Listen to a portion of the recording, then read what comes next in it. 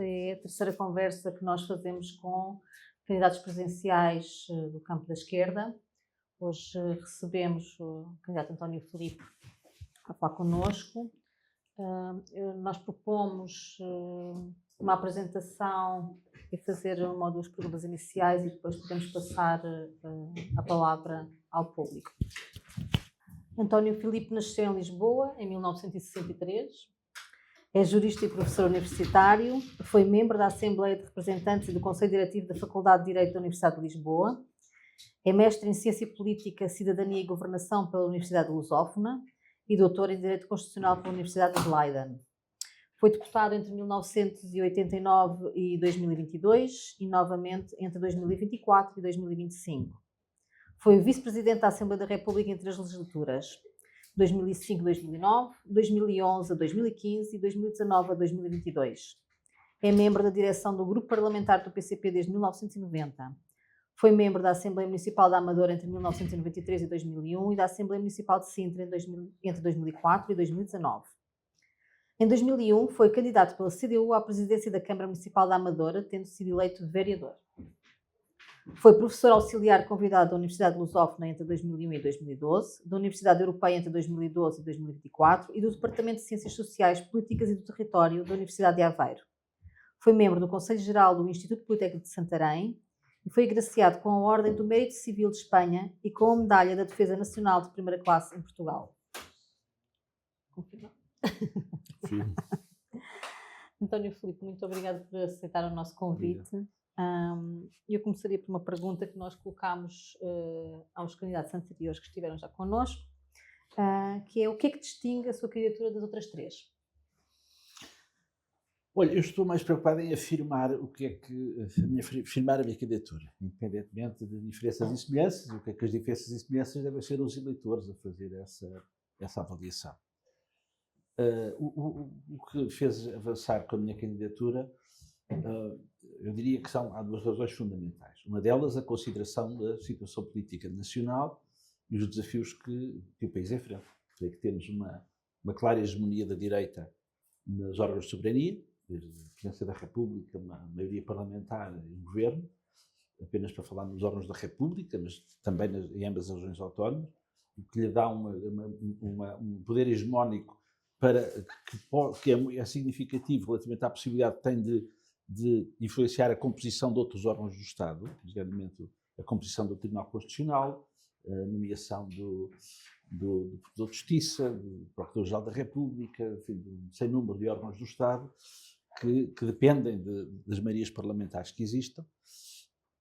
As consequências disto, ou seja, o facto de estarmos a assistir neste momento a uma ofensiva muito semelhante à que vivemos nos tempos da Troika, em que um governo com os mesmos partidos, o PSD e o CDS, pôs em prática um conjunto de medidas ditas de austeridade que empobreceram muito o nosso povo e com graves consequências para a qualidade de vida das pessoas e da esmagadora maioria.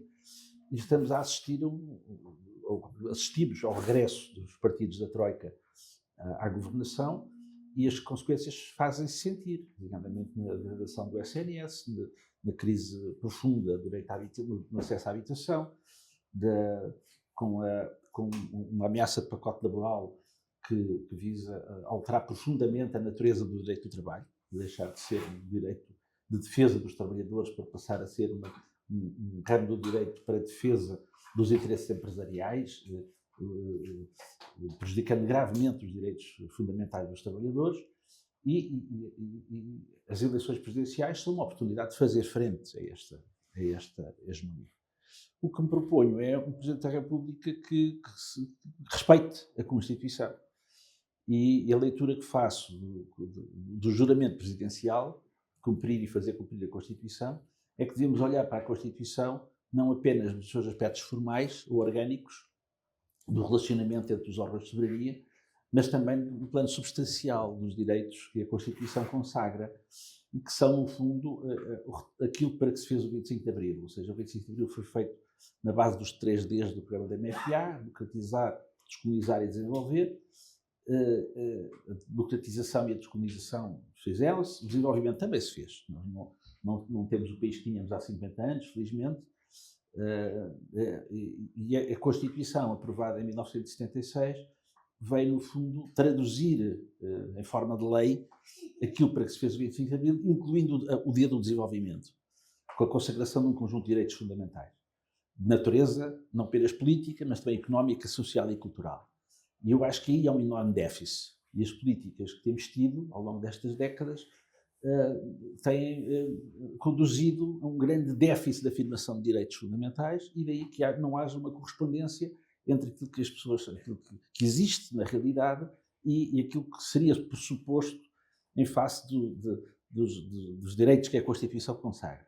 E, portanto, o Presidente da República que contrarie a hegemonia que a direita tem e que utilize as suas atribuições e competências, que sabemos que não são governativas, mas que as utilize no sentido de fazer alguma coisa, fazer o que está ao seu alcance para que a Constituição se cumpra também no domínio económico e social. Eu acho que é esse Presidente da República que nós precisamos, é isso que eu me proponho ser, independentemente de que outros candidatos se possam propor, e, portanto, eu creio que uma candidatura deve afirmar-se pela positiva, não por contraposição, embora naturalmente haja candidatos que me contraponho completamente, mas acho que a candidatura tem que se afirmar por si, para aquilo que ela vale, para aquilo que quer ser.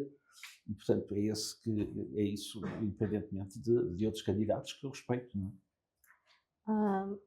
Mas havia uma expectativa geral e pública, já não nova nestas eleições, já em eleições anteriores, de que pudesse haver uma candidatura mais agregadora no campo da esquerda. Sabe que eu acho que isso era uma coisa que, obviamente, seria desejável, mas essa possibilidade de desapareceu a partir do momento em que o Dr. António José Seguro anunciou a sua candidatura. Ou seja, o aparecimento da candidatura do Dr. António José Seguro, uma personalidade, um antigo líder do PS, e visando capitalizar eleitorado do Centrão, com o que se identifica, aliás, basta olhar para aquilo que é o seu discurso enquanto candidato para perceber que não se dirige preferencialmente às pessoas mais à esquerda, e isso precisamente ao eleitorado do centro, e sendo uma evidência mal disfarçada de que iria ser o candidato oficialmente apoiado pelo Partido Socialista, matou qualquer possibilidade de haver uma candidatura vencedora à primeira volta que agregasse o conjunto das pessoas que se identificam com a esquerda. Isso fica óbvio e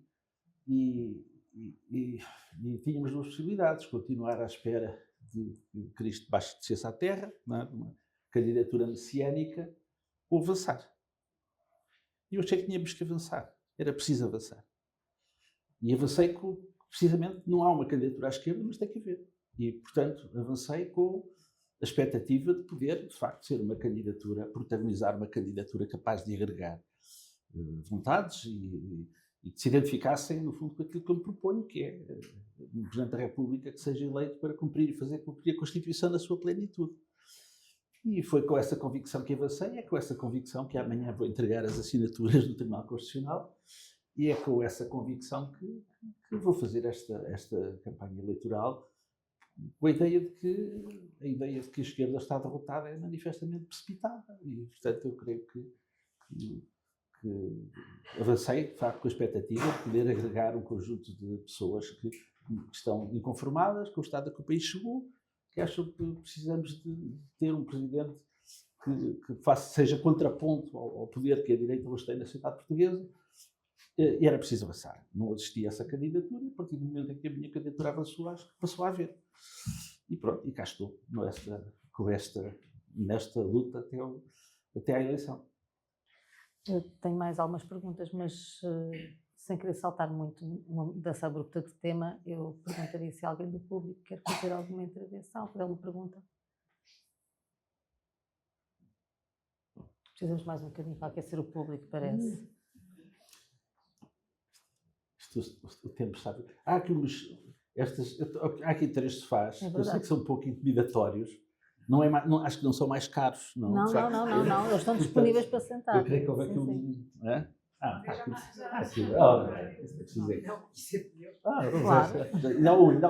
Ainda há um. Então, tenho aqui uma outra pergunta que é mais sobre mais uma relação de política internacional. Eu queria perguntar como é que vê as eleições presidenciais do Chile, se encontra algum paralelismo ou se encontra eleições para a democracia portuguesa. Olha, eu acho que nós não devemos procurar encontrar paralelismos. Eu acho que o Chile há uma segunda volta das eleições presidenciais que vão ser muito dramáticas. Há uma grande polarização, não é bipolarização, grande polarização. O que eu acho que é interessante no fenómeno do Chile é que eles têm um processo que nós não temos, não é? Com primárias, e a candidata que venceu largamente as primárias, se quiserem, da esquerda, não é? Centro-esquerda e esquerda.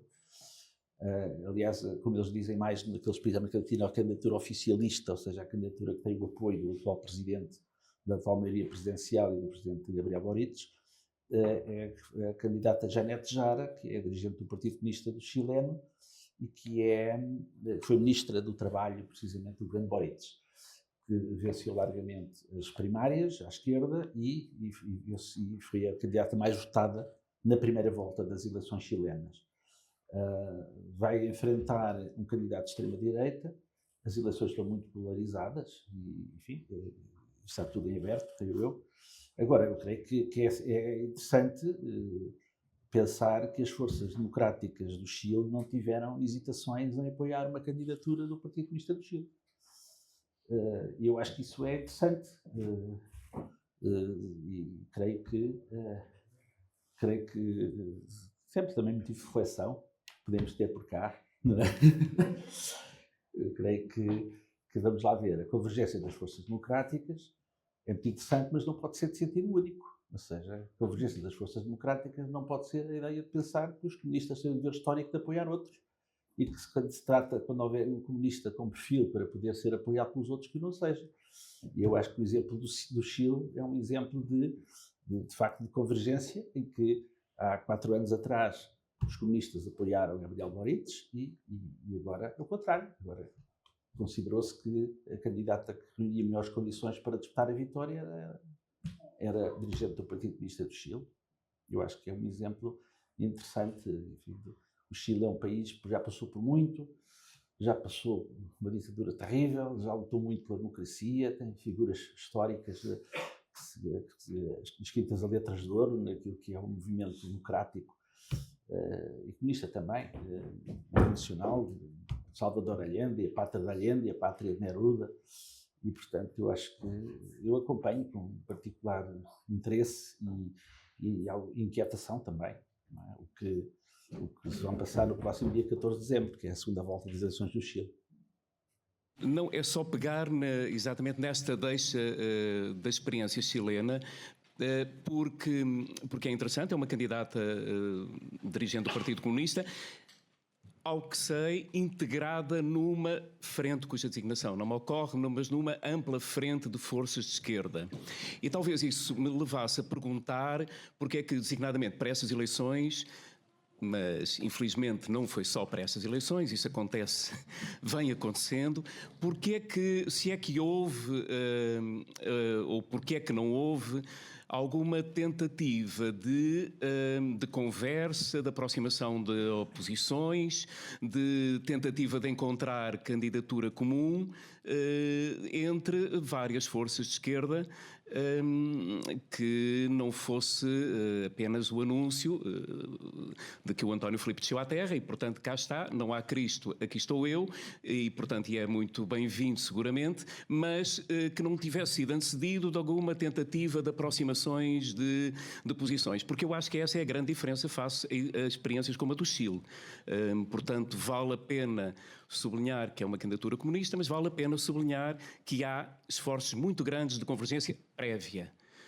E isso por cá tem faltado muito nesta e noutras eleições, creio. Bem, eu não desci à terra, não é? Já cá estava, na terra. Eu estava há pouco a referir-me à ideia de que uma candidatura imaginária, ou seja, uma candidatura que não existia, mas que gostaria que existisse, mas que estava claramente digo eu, inviabilizada a possibilidade de haver uma candidatura, se a ideia era alguém que pudesse ganhar à primeira volta, isso estava inviabilizado a partir do momento em que António José Seguro avançou e das condições em que avançou. E conhecendo-se que, não sendo, era um segredo mal disfarçado, era um segredo mal guardado, que ia ter o apoio oficial do Partido Socialista como vai ocorrer. Se houve conversações entre outros partidos, eu não sei, eu não estive envolvido neles. Também não protagonizo uma candidatura partidária, embora eu seja um homem de partido, não é? Portanto, não vou fazer aquelas rábulas de dizer que amanhã vou entregar a candidatura e depois vou lá só para Gomes deixar o cartão na portaria. Não, acho que isso não faz nenhum sentido. O Marcos Mendes não é menos PSD pelo facto de ter suspendido a militância. Mas é evidente que a Presidência da República não é um cargo partidário e o Presidente da República não vai pôr em prática um programa de governo, um programa de partido. Eu tenho noção disso. O Presidente da República tem é de saber exercer as suas atribuições de acordo com aquilo que a Constituição prevê. Eu não sei se houve algum entendimento, mas talvez os dirigentes partidários o saibam e queiram dizer alguma coisa sobre isso. Não sei, mas de facto não surgiu, na verdade, nenhuma candidatura que tivesse, além da minha, do momento em que a minha surgiu, não havia possibilidades, à partida, que se vissem de haver alguém que pudesse ter essas condições. Ou seja, nós tivemos momentos na nossa história em que, para derrotar a ameaça que constituía o general Soares Carneiro, a hipótese era reeleger o presidente Eanes à primeira volta, o que se fez em 1980. Em 1986 foi diferente, aí o apoio a Mário Soares foi à segunda volta, não foi à primeira. As forças mais à esquerda fizeram o que puderam para que ele não tivesse, para que nem ele nem Freitas do Amaral ganhassem, mas perante a segunda volta alinharam contra Freitas do Amaral, mas aí foi à segunda volta. E depois, quando houve uma possibilidade de apoiar conjuntamente um candidato à primeira volta, foi para que Jorge Sampaio pudesse ganhar a Aníbal Cavaco Silva, e naquelas eleições o que ganhasse era a primeira volta, não é? Ali havia de facto também uma grande polarização para evitar que Cavaco Silva ganhasse, depois, porque ele tinha acabado de ser primeiro-ministro. E depois disso houve de facto uma grande dispersão, enfim, eu creio que sublinho que nesta altura o que se passou destas eleições é que há uns meses atrás parecia que nem valia a pena haver eleições, havia um candidato que cilindrava toda a gente à primeira volta. Parece que depois afinal parece que já não é bem assim, não é? Parece que já não é bem assim.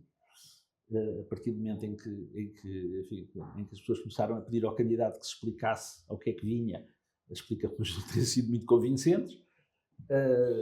Bom, e isto está tudo aberto, quer dizer, há uma luta política intensa com muitas candidaturas. Eu em relação à minha candidatura, quer dizer, houve aí alguns apelos que há uns tempos, isso felizmente já passou, mas numa altura em que ainda era a única candidatura que se apresentava à esquerda de António José Seguro, apareciam alguns apelos, não do próprio candidato, mas de pessoas a dizer, isto nós temos que, tudo o que houver à esquerda de António José Seguro, o melhor é desistir. E tal. Mas eu acho isso um pouco absurdo por duas razões. Primeiro, porque eu não era nem sou o candidato que estou politicamente mais próximo de António José Seguro. Os candidatos que são mais próximos dele, o Dr. Marcos Mendes e o Almirante Gouveia e Melo. Eles é que disputam ali, os três disputam aquele eleitorado, todos eles disputam o extremo centro, não é? Basta olhar para o discurso político que fazem. E portanto, a ideia de se querem que se desista a favor de António José Seguro, então peçam ao Almirante que desista, ou peçam ao Marcos Mendes que desista, ou que dois dos três desistam a favor de um, não é? Eles é que estão mais próximos. Se a ideia era um candidato de esquerda, então que desistisse António José Seguro, enfim, porque à esquerda estava quem eu, não é? Bom, apareceram mais candidaturas da área da esquerda, mas contra isso foi perguntado se é possível, se eu não me sentia incomodado com isso. Não, posso sentir incomodado. Eu não posso estar incomodado pelo facto de aparecerem outros candidatos. É legítimo que o façam, se entendem que, pronto, se não se identificam com a minha candidatura, avançam, e portanto contra isso eu não posso fazer nada. E não apelo a desistências, porque eu acho que uma candidatura quer dizer, não me passa para a cabeça dizer, bem, eu queria ganhar este candidato, mas eu só ganho se os outros desistirem. Portanto, os outros que desistam, acho que isto não faz sentido. Uma candidatura ou vale por si ou não vale. E uma candidatura tem que valer por si, não pela falta de comparência de outros. E, portanto, eu acho que cada eleitor é dono do seu voto. Nunca fiz apelos a partidos, não é? Que estou cá eu e, portanto, não apoio outros. Não faz sentido. Cada partido tem o seu sentido de responsabilidade, assume as suas responsabilidades e todos assumimos as nossas responsabilidades perante os eleitores. E, portanto, eu acho que é assim. Cada eleitor é dono do seu voto. Eu creio que não há aqui uma tradução, nunca houve uma tradução clara entre eleições legislativas e presidenciais. As coisas sempre foram muito diferentes, não é? E eu acho que agora, enfim, não é exceção. Portanto, acho que cada cidadão é dono do seu voto e, olhando para os candidatos, para o que eles defendem, para aquilo que tem sido a sua vida política, a sua experiência e tudo, vão decidir. E eu estou tranquilo com a decisão que os cidadãos venham a fazer e, portanto, apresentei-me para lutar pelo resultado e cá estou. Muito obrigado. Não me compete a mim desta vez quebrar o gelo, já alguém o fez antes, mas eu queria colocar uma questão talvez para uma dimensão um bocadinho diferente da conversa, que tem a ver com o próprio exercício das funções. E a minha questão tem a ver com o contexto internacional em que elas decorrem. Enfim, é óbvio para todos que vivemos num momento particularmente complexo num quadro internacional, com uma polarização que não é só, se quisermos, entre os blocos tradicionais, em que hoje em dia mesmo esses blocos se reconfiguram, e mesmo tendo presente que a orientação da política externa do nosso país não compete em primeiro lugar ao Presidente da República, é sabido que ele tem nessa matéria também algum papel a desempenhar. Eu gostaria de perguntar ao António Filipe o que é que pensa não só deste contexto, mas sobretudo de qual deve ser a função presidencial, designadamente sabendo que Portugal está comprometido, digamos assim, num quadro de alianças que não são neutras neste quadro particularmente complexo da situação internacional. Muito bem. É um facto que a política externa é governamental. Eu diria que o Presidente da República, o que tem mais nessa matéria é, em primeiro lugar, a sua opinião, o seu posicionamento. Não é? Nós tivemos um caso em que era Presidente Jorge Sampaio e o governo português tencionava enviar militares para o Iraque e ele, enquanto comandante supremo das Forças Armadas, que o é, embora não comande as Forças Armadas, mas tem o título constitucional de comandante supremo das Forças Armadas e preside ao Conselho Superior de Defesa Nacional, ter-se-á oposto a isso.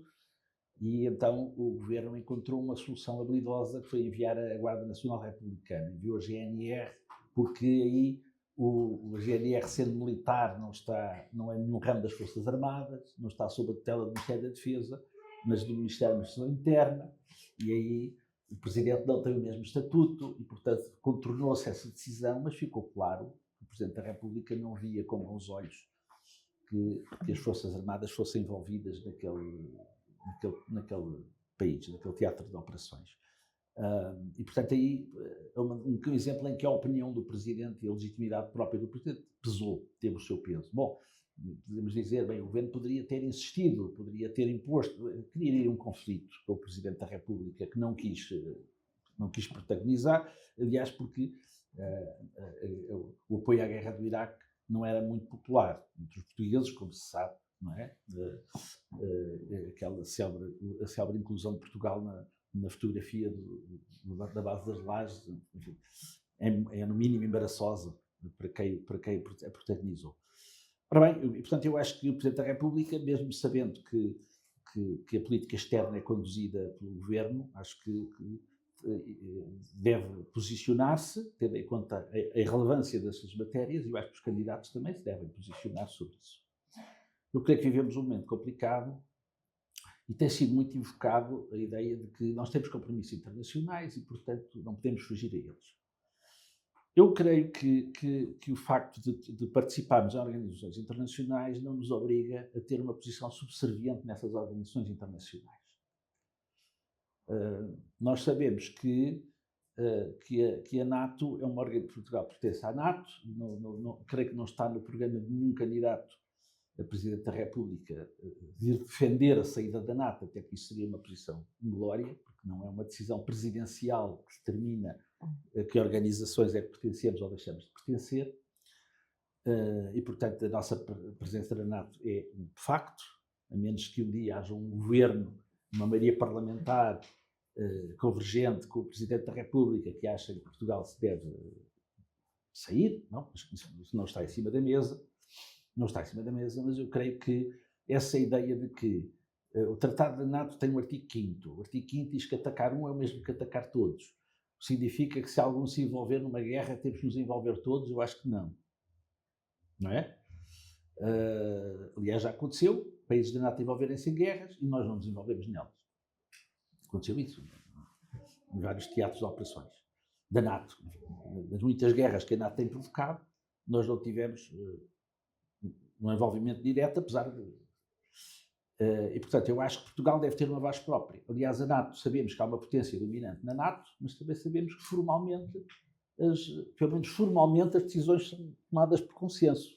Significa que há uma margem dentro da NATO para que cada Estado possa exprimir a sua posição.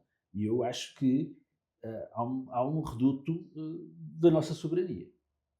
Eu acho que não nos podem obrigar, eu acho que fiquei um bocado chocado quando daqui a uns tempos atrás um candidato com que eu me bati ontem à noite numa televisão dizia que se a NATO nos mandar morrer, nós morreremos em qualquer parte do mundo. Eu acho que nós não temos que morrer em nenhuma parte do mundo porque a NATO acha que sim. E, portanto, eu acho que o que devem fazer as nossas Forças Armadas deve ser decidido pelo Estado português soberanamente, tendo em conta, obviamente, os compromissos internacionais que temos, mas tendo em conta, sobretudo, o interesse nacional, a defesa do interesse nacional e daquilo que achamos que é justo, em que o Estado português é justo envolver-se e se deve envolver. E, portanto, não defendo uma posição de subserviência, nós no plano internacional faremos aquilo que nos mandam. Nós estamos a viver um momento, de facto, muito complexo. Temos uma administração norte-americana ultra-reacionária, errática, em que não sabemos aquilo que tem um presidente de uma administração norte-americana que se contradiz sistematicamente, que também tem contradições, e, portanto, é uma situação extremamente complexa que cria situações como aquela que está a passar agora no Mar do Caribe, que tem um plano para a faixa de Gaza que nós olhamos para aquilo e dizemos, bem, pelo menos representa um alívio relativamente àquilo que era o genocídio massivo que estava em curso, mas que está muito longe de corresponder àquilo que as resoluções das Nações Unidas preconizam relativamente à Palestina, em que continua em curso uma situação gravíssima na Cisjordânia, em que hoje mesmo, creio que o Knesset, o Parlamento israelita, foi boicotada uma votação, o partido do governo boicotou uma votação acerca do plano para a faixa de Gaza. Portanto, há uma situação que exigiria da parte da comunidade internacional muita firmeza relativamente à defesa dos direitos do povo palestiniano. Depois temos esforços de paz na Ucrânia que são difíceis de entender, não se percebe muito bem para onde é que vai. Creio que a Europa tem tido também aí um posicionamento errático, e que tem, contrário àquilo que eu entendo que é o interesse europeu e o interesse nacional. Devíamos estar interessados em uma arquitetura de segurança europeia que, à semelhança do que aconteceu, se foi possível, em 1975, em plena chamada Guerra Fria, ver uma ata de Helsínquia com a criação da OSCE, permitiu criar uma arquitetura de segurança que durou, que durou e que passou toda a Guerra Fria, não faz sentido que não exista agora uma arquitetura de segurança que permita conciliar os vários interesses em presença a nível europeu. Mas não vejo nas autoridades da União Europeia, nas instituições europeias e nos seus governos esse propósito. E no governo português também não. E, portanto, eu creio que o nosso Presidente da República devia defender uma política obviamente, de intervenção e ter uma voz própria no quadro das organizações internacionais a que pertencemos, Nações Unidas, União Europeia, NATO e outras, enfim, de menor relevância, mas digamos a CPLP também, que também está a passar momentos complicados. O país que preside a CPLP neste momento está a abraçar um golpe de Estado em curso, não é? E, portanto, estamos numa situação internacional extremamente complicada, volátil, que exigiria da parte do poder político em Portugal lucidez, cabeça fria, não alinhar em retóricas belicistas e procurar defender um posicionamento do Estado português que fosse no sentido, no fundo, que é aquilo que a nossa Constituição preconiza, que é a resolução pacífica dos conflitos internacionais. E, portanto, em vez da retórica de guerra, acho que faria sentido, era um discurso de apelo à resolução dos problemas e a criação de uma arquitetura de segurança que salvaguardasse, de facto, os interesses de todos e também os nossos, evidentemente, num quadro que é o de que não é possível pensar que a segurança de uns se faz à custa da insegurança dos outros. Isso é uma coisa que até o velho Henry Kissinger percebeu quando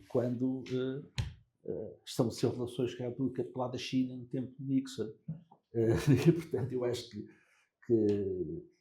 devíamos ter esse entendimento das relações internacionais e não uma visão antagónica, uma visão de recriação de blocos. Vou fazer uma pergunta rápida. Gostava de saber o que é que o presidente António Filipe faria ou fará, nunca se sabe, num contexto deste crescimento imenso da extrema-direita. O que é que faria o presidente António Filipe com um governo em que o Chega estivesse presente? Deixe-me só dar-lhe aqui já uma indicação de resposta. Que eu, pelo menos, estou de acordo com a resposta. Se centrasse na questão queria mesmo que fosse uma questão, se fosse possível, uma resposta com algum foco na questão constitucional e menos na questão da magistratura de influência, que também é uma conversa que já tem sido um pouco cansativa para todos. A questão é constitucional. Claro, obrigado. Eu acho que nós podemos não nos perceber muito disso, mas o Chega não deixa de estar no governo. Não é? Vemos o que aconteceu com as leis de imigração. Ou seja, aquela que era a primeira prioridade do Chega tornou-se a primeira prioridade do PSD-CDS. Temos um CDS que na Assembleia da República vota com o PSD, vota como o PSD e fala como o Chega. Vocês já repararam nisso? Mas depois também temos o PSD que também vota como Chega. E vamos ver agora, quando for o pacote laboral, como é que o Chega vai votar. O Chega teve uma vantagem, teve uma coisa, aquilo que teve um brinde que saiu agora já não há brindes do Bolo Rei, nem na farinha Amparo, mas saiu um brinde que foi a abstenção do Partido Socialista no Orçamento de Estado. Porque se os Partidos Socialistas não se abstêm no Orçamento de Estado, o Chega tinha que chegar à frente e ser o Chega a abster-se. Tenho dúvidas disso. Mas assim não, assim continua, assim fica confortavelmente a fazer de conta que é oposição, não é? E portanto tem duas patas no governo e duas patas na oposição. E portanto sai de todo lado. Tanto faz a oposição como apoia o governo. Desanca aos trabalhadores por fazerem greve geral e depois vem dizer que a proposta do governo também não é grande coisa. Ou seja, portanto consegue defender sempre tudo isso ao contrário por estar numa posição confortável. Agora, a questão que se coloca é o que fazer um Presidente da República de esquerda perante uma governação de direita. E aqui podemos meter um envelope. O PSD, o CDS, o Chega e a Iniciativa Liberal. Estes partidos formam, juntos ou separados, mas formam uma maioria parlamentar. Se eles formam uma maioria parlamentar, o Presidente da República não pode inventar primeiros-ministros. Ou seja, nós não temos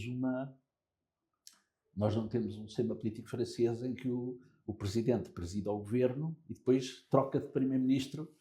Sempre que o Governo é derrubado no Parlamento, ele troca de Primeiro-Ministro e siga a Marinha. Portanto, vão andando de Primeiro-Ministro a Primeiro-Ministro não é? Ora bem, o nosso Presidente da República não tem poderes para inventar um Primeiro-Ministro, porque o Governo tem mesmo que ter o apoio da Assembleia da República. E não há possibilidade de haver governos de iniciativa presidencial, como havia nos anos 70, até à revisão constitucional de 82, era possível, embora difícil. Tanto é que a coisa também não funcionou. Mas era teoricamente possível haver governos de iniciativa presidencial. Agora, nem isso, portanto, constitucionalmente não está previsto. E, portanto, o Presidente da República tem que nomear o Primeiro-Ministro tendo em conta os resultados eleitorais. E, portanto, pode ter de nomear um governo que não quer. Como, aliás, o Presidente Cavaco Silva não queria nem por nada dar posse ao governo de António Costa em 2015. Tanto é que injetou Pedro Passos Coelho para cair ao fim de uma semana, para ver o programa rejeitado, e depois andou aí a exigir um papel, que é uma coisa que não está escrita em lado nenhum, que a Constituição e o Presidente da República tenha que exigir, ou deve exigir um papel para dar posse a um Primeiro-Ministro, que tenha um apoio do Parlamento. Acabou por se resolver o problema, arranjou-se o papel. Eu não sei se houvesse intransigência da parte dos partidos em apresentar o papel, o que é que ele faria? Sabemos. Não sabemos. Mas não parecia que não teria grande possibilidade, porque, enfim, o Presidente não pode inventar uma maioria parlamentar que não existe, e, portanto, ele poderia andar a inventar governos e eles caíam na Assembleia. E, portanto, eu acho que, obviamente, que no nosso sistema político, um Presidente da República pode ter de coabitar com um governo que não quer. Nesse quadro, tem que exercer as suas competências. E as suas competências passam pela fiscalização da constitucionalidade, sujeito a submeter ao Tribunal Constitucional, passa pelo exercício de um direito de veto que é juridicamente ultrapassável, mas que politicamente pode não o ser. Eu lembro que sempre que houve vetos políticos do Presidente da República, a Assembleia da República muito raramente confirmou o diploma sem alterações. Muito raramente. Porque se reconhece que o facto do Presidente da República ser o único órgão unipessoal eleito diretamente lhe dá uma legitimidade muito forte e, portanto, o veto político tem consequências, não é? Mas é superável, em alguns casos por maioria 2/3, noutros por maioria absoluta, mas o facto de, nas matérias mais importantes, o veto presidencial só poder ser superado por maioria 2/3 é, apesar de tudo, algo significativo relativamente aos poderes presidenciais. Eu acho que eles devem ser exercidos. Eu acho que o Presidente da República não deve deixar de exercer os seus poderes, não deve deixar de ser os poderes que tem, e um deles é esse, é o direito de veto. O Presidente da República tem importância na nomeação de outros órgãos do Estado, embora é ele que designa o Procurador-Geral da República, embora seja proposto pelo Governo, mas o Governo tem que ter um nome que o Presidente aceite. Eu creio que os chefes militares a mesma coisa. Eu acho que depois há os outros dois mecanismos. Há a chamada bomba atómica, que é a dissolução da Assembleia da República, que é talvez o mais pesado dos instrumentos de intervenção do Presidente da República, mas que tem sido utilizado quando a Assembleia da República não tem condições para formar governo, e aí o Presidente da República utiliza a dissolução como forma de dar a palavra ao povo. Nunca foi utilizado por discordância política, ou seja, o Presidente não concorda com o Governo, dissolve a Assembleia da República. Eu admito que, numa situação em que haja notoriamente um Governo não cumpra o seu programa, seja notoriamente um Governo que careça de legitimidade, não é? Que possa passar pela cabeça do Presidente da República dissolver a Assembleia. Isso nunca aconteceu até hoje. E creio que não pode ser uma decisão tomada de ânimo leve, porque nós sabemos que existe um fenómeno comprovadíssimo na vida política portuguesa, que é o da vitimização dos governos derrubados, ou autoderrubados. Não é? Aquela máxima do deixem-me trabalhar cala muito fundo no povo português, não é? E, portanto, o Presidente da República tem que ou dissolve a Assembleia porque não tem outra solução, e tivemos muitos casos em que não havia, também já houve casos em que havia outra solução. E o Presidente da República atual, aliás, foi o campeão das dissoluções. Não é? Algumas fizeram sentido, outras não tanto, pelo menos uma não fez sentido nenhum, do meu ponto de vista. E, portanto, mas esse instrumento existe um outro instrumento que nunca foi usado, que é o de que o Presidente da República pode demitir o Governo para garantir o regular funcionamento, se o Governo puser em causa o regular funcionamento das instituições democráticas. E eu acho que este é o último pilar que o Presidente da República tem para dar um murro na mesa, demitindo o Governo. Isso nunca aconteceu e eu espero que nunca não seja preciso. Porque se no dia em que o Presidente da República tiver que demitir o Governo porque ele põe em causa o regular funcionamento das instituições democráticas, temos o caldo entornado. Mas a Constituição prevê isso. E, portanto, o Presidente da República sabe que tem essa possibilidade. É evidente que, a partir disso, se demite o Governo, depois dissolve o Parlamento. Está bem, em princípio, mas existe sempre esta possibilidade. Ou seja, o que é que eu quero dizer com isto? A pergunta foi rápida, a resposta está a ser longa. Eu acho que o Presidente da República não pode inventar poderes que a Constituição não lhe dá. Eu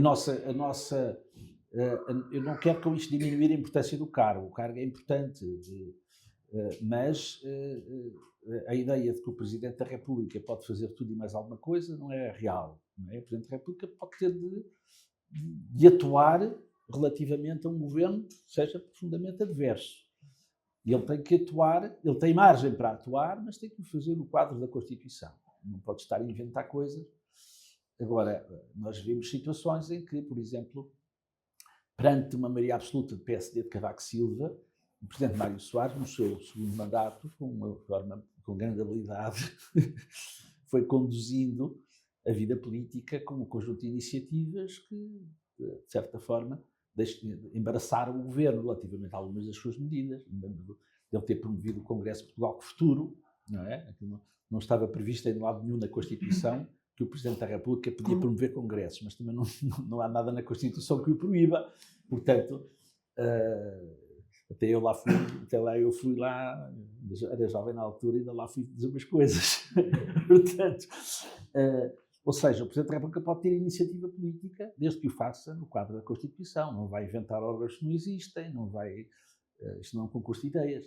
Mas agora, nós temos um sistema político que faz com que o Presidente da República e o Governo possam estar em lados opostos, barricadas, deixamos ao termo, opostas à vida política. Há quem ache... Bom, até há uma coisa que se tem dito, é que isso até tem sido positivo. A teoria dos ovos e dos cestos, não é? É bom que os ovos não estejam todos no mesmo cesto.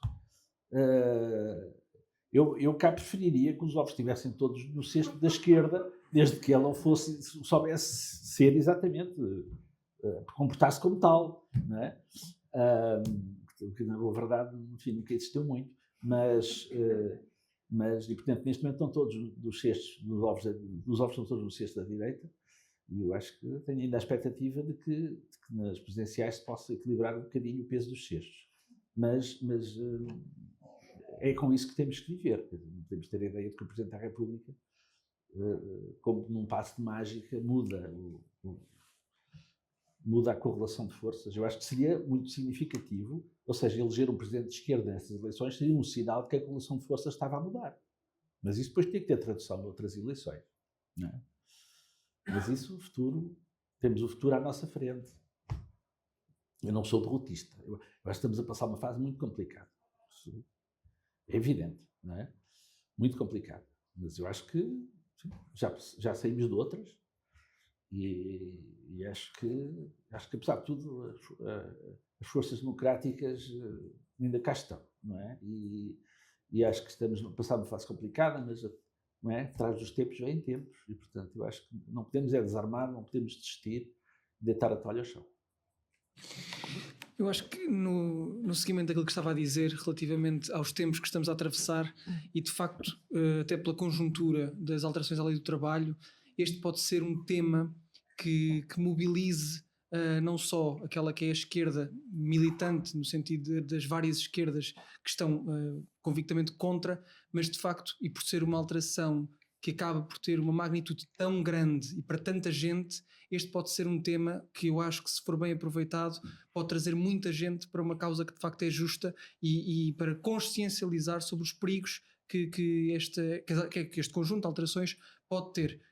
Acha que este tema, no âmbito, nós estamos em pré-campanha, parece que estamos em campanha há muito tempo, mas nós estamos em pré-campanha, mas acha que este tema pode de alguma forma ser, ou ajudar a que exista essa alteração, essa mudança do paradigma da esquerda, porque de facto estas também são lutas que a esquerda tem há muito tempo e que agora, por estar no fundo numa situação em que estar mais curta a nível eleitoral, pode ter um efeito contrário, no fundo. Eu acho que neste momento a luta contra o pacote laboral é o problema número 1 para os trabalhadores portugueses. Eu acho que eu não me tenho calado com isso.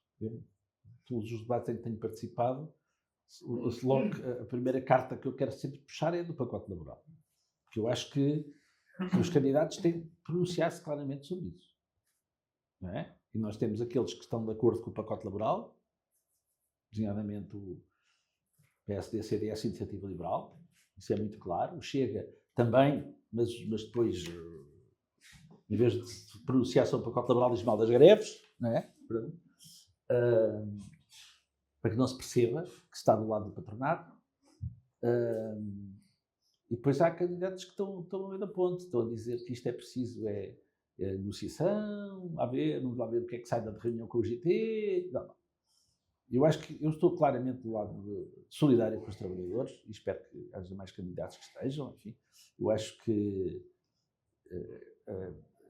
portanto, mas isso é uma solidariedade minha. Eu acho que as centrais sindicais estão no caminho certo da greve geral. Eu acho que é justíssimo a greve geral. Mas aqui eu acho que o objetivo, creio eu, dos trabalhadores deve ser derrotar o pacote laboral antes das presidenciais, porque ele vai à Assembleia da República em breve e, portanto, eu espero que a luta dos trabalhadores force o governo a retirar ou a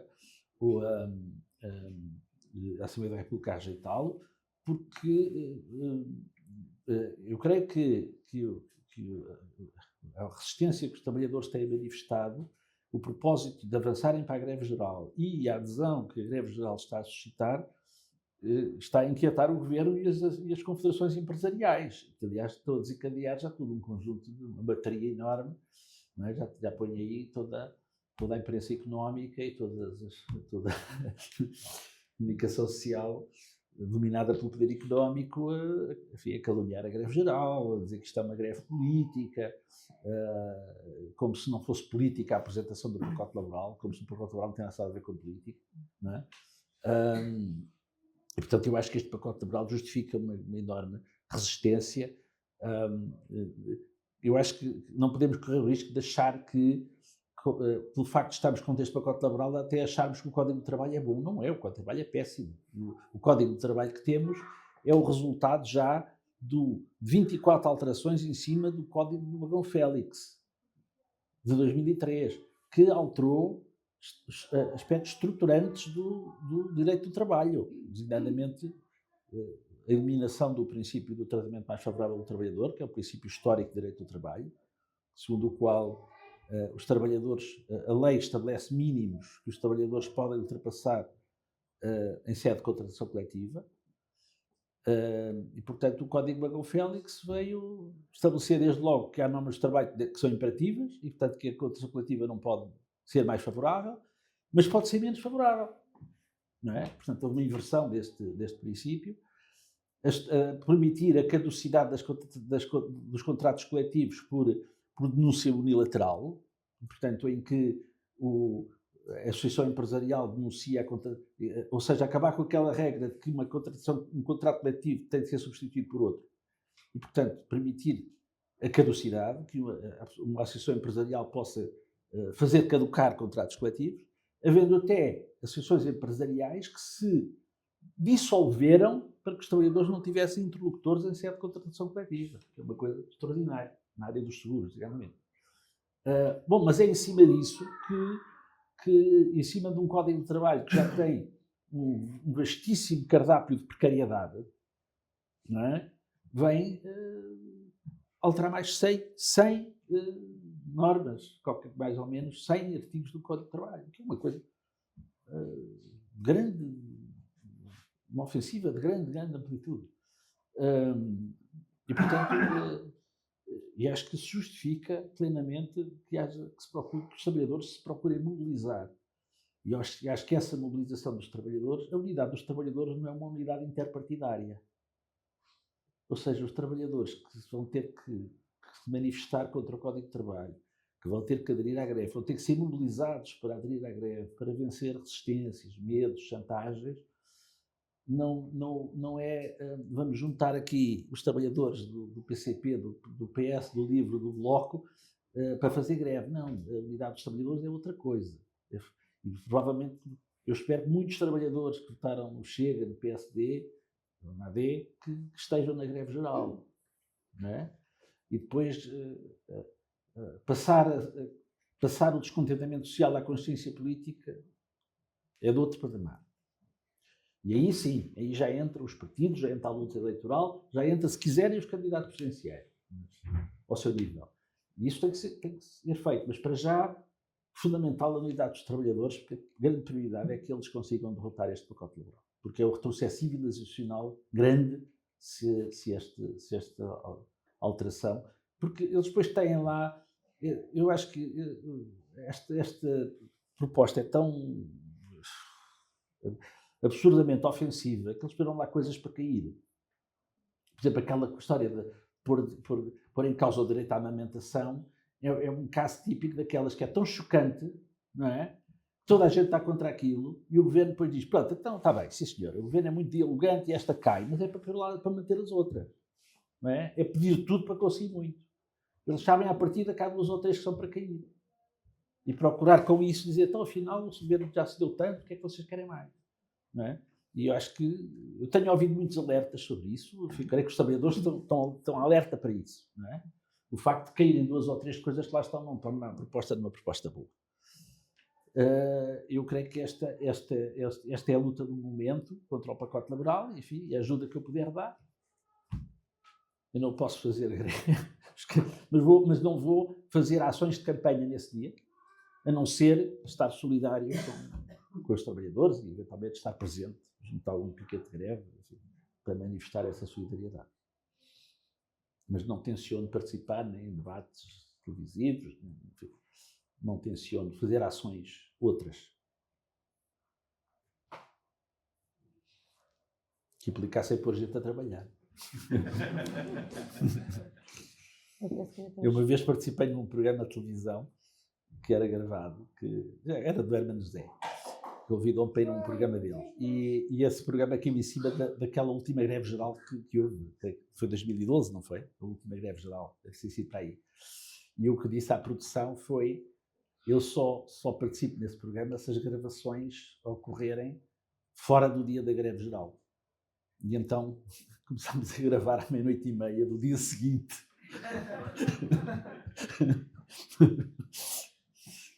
Mas os outros aceitaram, os outros convidados aceitaram. Eu penso que ainda temos espaço para mais uma pergunta.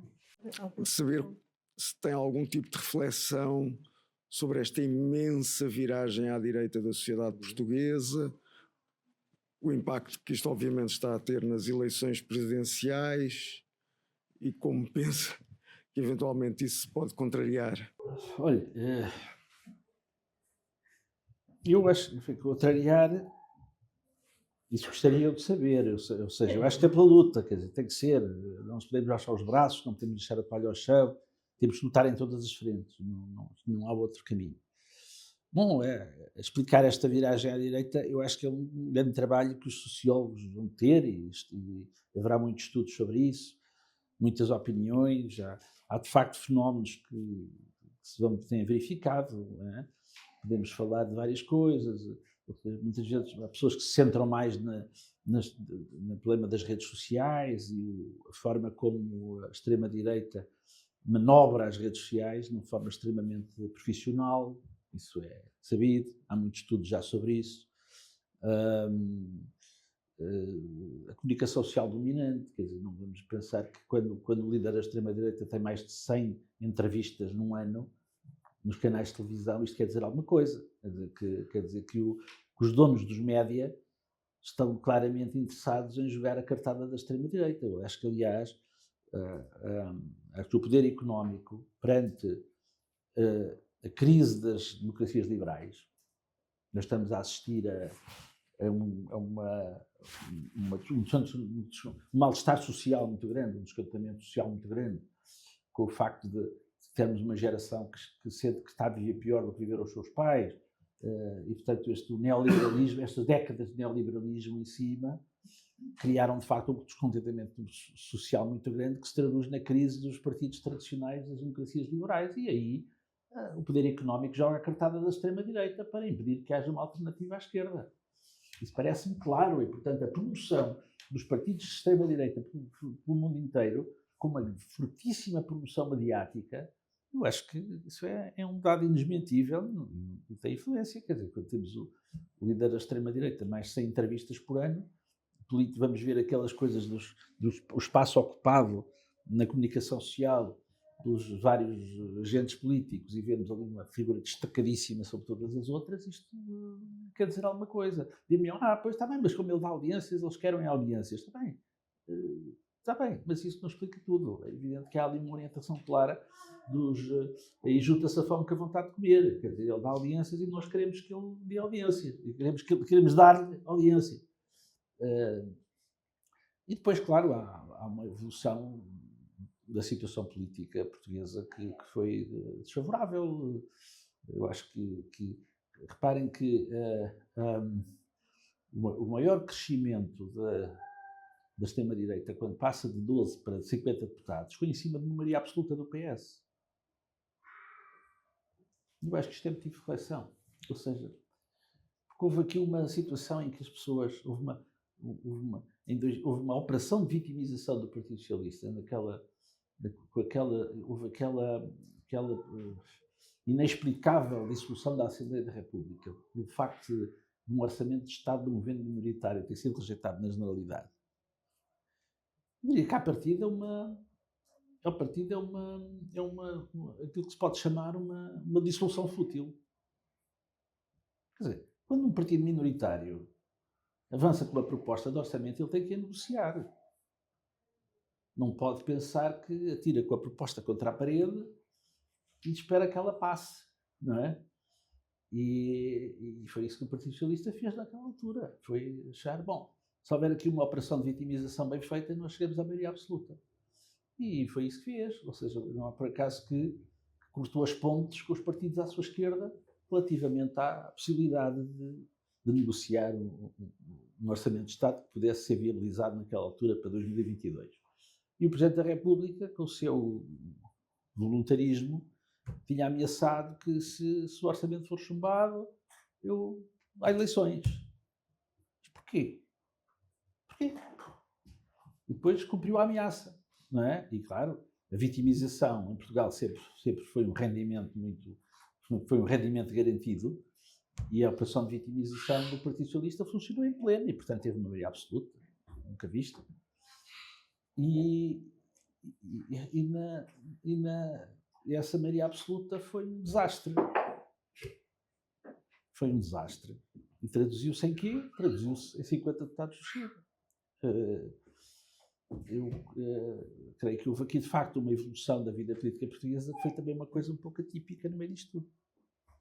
Mas isto é uma coisa de sociólogos, quer dizer, eu acho que eu não estou aqui para observar a vida política, embora a reflexão sobre ela é muito estimulante, mas acho que temos é que lutar, quer dizer, temos é que pôr pés ao caminho e convergir, quer dizer, há pessoas que dramatizam muito, sobretudo em eleições legislativas. Devo dizer-vos que eu fiz muitas campanhas em eleições legislativas. E havia pessoas que me diziam que o grande problema da vida política portuguesa eram os partidos da esquerda, designadamente os partidos à esquerda do PS. não se entenderem, o Bloco e o PCP não se entenderem, depois apareceu também o LIVRE, e eu dizia sempre, esse é o menor dos problemas. Nós na Assembleia da República entendemos sobre 90% das coisas, e coisas extremamente importantes, e em 2015 viu-se. Quando foi preciso haver entendimentos, houve entendimentos. Assim o Partido Socialista naquela altura não teve outro remédio se não aceitar entendimentos.